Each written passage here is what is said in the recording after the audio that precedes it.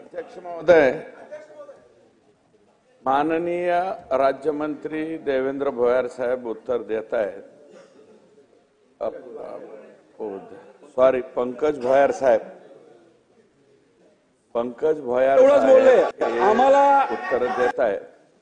हा जो प्रश्न बबनरावजी यांनी उपस्थित केलेला आहे, हा खोतकर साहेब त्याच्यावरती बोलले। संपूर्ण मराठवाड्यामध्ये ही जी फसवणूक आहे अध्यक्ष महोदय, 5,000 कोटी रुपयांची फसवणूक आहे। जवळपास 16 लाख याचे लाभार्थी म्हणजे 16 लाख लोकांच्या ठेवी आहे। ही ज्ञानराधा एक झाली, जिजाऊ आहे, राजस्थानी मल्टी स्टेट आहे, आणखी एक स्टेट आहे। एमपीडीचं त्यांनी जो प्रश्न विचारला तर जिजाऊ मल्टी स्टेट वरती माझ्याच पत्रावरती आपण आणि माननीय मुख्यमंत्र्यांनी सही करून त्यांचा एमपीडीए झाला। बाकीचा आता राजस्थानीचा एमपीडीए राहिला आहे, त्याच्यानंतर ही ज्ञानराजाचा सुद्धा राहिलेला आहे। माझी विनंती आपल्याला, त्या राजस्थानीचे तर अजून फक्त चेअरमन एकटा पकडलाय आणि जेलमध्ये घातलाय। 300 कोटीची फसवणूक आहे। बाकीचे संचालक सगळीकडे फिरतायत, त्यांचे व्यवसाय चालू आहेत, सगळं चालू आहे। या ज्ञानराधा मल्टी स्टेटमुळे अध्यक्ष महोदय संपूर्ण मराठवाड्यामध्ये 26 लोकांनी आतापर्यंत आत्महत्या केल्या। 26 त्या 26 पैकी बीड मधली एक आत्महत्या आहे। त्या तरुण मुलानं 29 वर्ष वयाच्या मुलानं बिंदुसरा प्रकल्पामध्ये जाऊन बुडी घेऊन स्वतःचा जीव दिलाय। जालन्यामध्ये जीव दिले गेलेत, हिंगोलीमध्ये असाच प्रकार आहे, नांदेडमध्ये असाच प्रकार आहे। 8च्या 8 जिल्हे फसले गेलेले आहेत। त्याच्यात मराठवाड्यातला एकही जिल्हा राहिलेला नाही। फक्त एक पंढरपूरला एक शाखा आहे आणि एक पुण्याला शाखा आहे, बाकी सगळ्या शाखा आहे आमच्या मराठवाड्याला आहेत। आणि हा सुरेश कुठे हे यांचं वागणं तेलाचा धंदा होता, तेलाच्या धंद्यातून हे दुधाच्या धंद्यात गेला, दुधाच्या धंद्यातून आणखी कोणत्या धंद्यात गेला।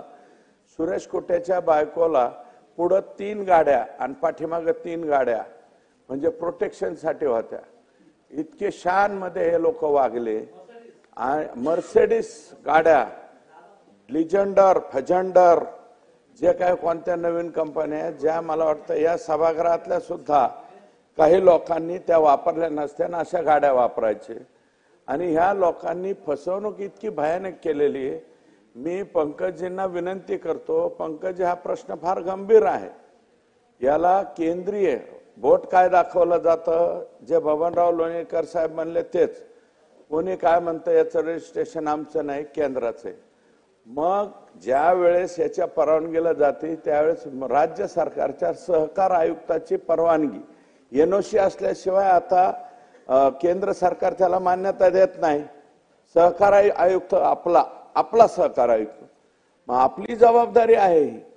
हे थोडं तिडकं नाही, 3,000 कोटी नाही, 3,700 कोटी रुपयाची फसवणूक एकट्या आमच्या इथं एक या म्हणजे लोकांची ही झालेली आहे संघटना। सचिन उबाळे म्हणून त्याचा एक लहान मुलगा येतो, पण प्रयत्न करतोय।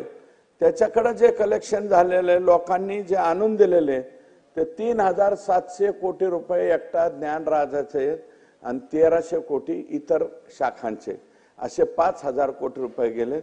याच्या बाबतीमध्ये तातडीनं आपण आणि माननीय मुख्यमंत्री महोदय, माननीय अमित शहा साहेब यांच्याशी बोलून, कारण हा प्रश्न तिथपर्यंत गेल्याशिवाय सुटणार नाही हे आम्हाला पण जाण आहे त्याची। कारण राज्य सरकार म्हणणार नाही की आम्ही पैसे भरतो यांचे, पण किमान यांच्या जे जप्त केलेले प्रॉपर्टीज आहेत ते तुम्हीच सांगताय किती जप्त केले आतापर्यंत, तुमच्या हाती किती पैसे आलेत, 1,000 कोटी आलेत का? मग 1,000 कोटी आले तर एक विनंती आहे ना आमची, पंकजजी एक काम करा, त्यातले सगळ्यात लोवेस्ट जे ठेवीदार असतील, सगळ्यात लोवेस्ट 5,000, 10,000, 25,000, 20,000, ते बी त्याला बीड जिल्हा म्हणून नाही, पूर्ण मराठवाड्यातले जे कोणते असतील सगळ्यात कमी ठेवीदार जे आहेत ते 1,000 कोटी लोकांना तर देऊन टाका ना। तेवढे पहिल्यांदा तेवढे पैसे देऊन टाका आणि आपण आणि मुख्यमंत्री महोदय आणि मराठवाड्यातले आम्ही सगळेजण यायला तयार आहेत। या बाबतीमध्ये कोणी यायला तयार होणार नाही असं नाही, कारण यांच्या शाखा बंद पडताना जालना मधल्या मंठा आणि परतूर मध्ये तर मला वाटतं यांना झोडून शाखा बंद केलेल्या आहेत लोकांनी बदडून. पण ते आता खालच्या कर्मचाऱ्यांना बदडून हे करून काय होणार? काठ्यानं मारलं, काही जणांवरती गुन्हे सुद्धा दाखल झाले. हा फार म्हणजे विचित्र प्रश्न निर्माण झालेला आहे. म्हणून आपण हे पहिले 1000 कोटी जर गोळा झाले असतील तर ते लगेच रिलीज करून त्या शाखामधले सगळ्यात छोटे जे ठेवीदार आहेत त्यांना तेवढे 1000 कोटी देऊ. याच्यामुळं मुली बाळींचे लग्न अडकले मंत्री महोदय, कुणाच्या संसाराचं सगळं उद्ध्वस्त झालेत, मुलाबाळांच्या फीस देता येणार. आणि जे ज्येष्ठ नागरिक आहेत, ज्येष्ठ नागरिकांनी सुद्धा व्याजाच्या हव्यासापोटी किती व्याज द्यावा मंत्री महोदय? 23% व्याज देतो म्हणून फसवणूक केली गेली. 23%. आता 23% व्याज मिळतंय म्हणून इकडल्या बँकेतले काढायचे चालले ज्ञानराधा. आम्ही त्यावेळेस म्हणायचो अरे किधर चले, म्हणलं इकडं. मग आम्ही म्हणलं कशामुळे जाता? ते म्हणले हे रतन खत्रीच्या मटक्यापेक्षा सुद्धा भारी आहे. तिकडं जेवढा व्याज मिळत नाही तेवढा रेट मिळतोय. 23.8% आम्ही तुम्हाला व्याज देऊ. अशा प्रकारच्या वल्गना या लोकांनी केल्या. माननीय मंत्री महोदय, ह्याची तेलाची फॅक्टरी गेली, याचं कोणतं दूध होतं, गुड मॉर्निंगची बी बॅड मॉर्निंग झाली, त्याचं वजवाटोळं झालं. परंतु माझी विनंती एकच आहे स्पेसिफिक, की पहिल्यांदा 1000 कोटी रुपये जे लोवेस्ट लोक असतील त्यांना आपण वाटण्यासाठी रिलीज करावं. माननीय मुख्यमंत्र्यांशी बोलावं. तेवढे 1000 कोटी रुपये जरी झाले तरी यातला जवळजवळ 30% 40% भार कमी होईल. आणि आपण लवकरात लवकर माननीय मुख्यमंत्री महोदयांशी बोलून केंद्रीय रजिस्ट्रार आणि अमित शहा साहेब यांची लवकरात लवकर बैठक आपण कधी लावणार एवढं सांगा, म्हणजे हे ठेवीदार सगळे सुटतील.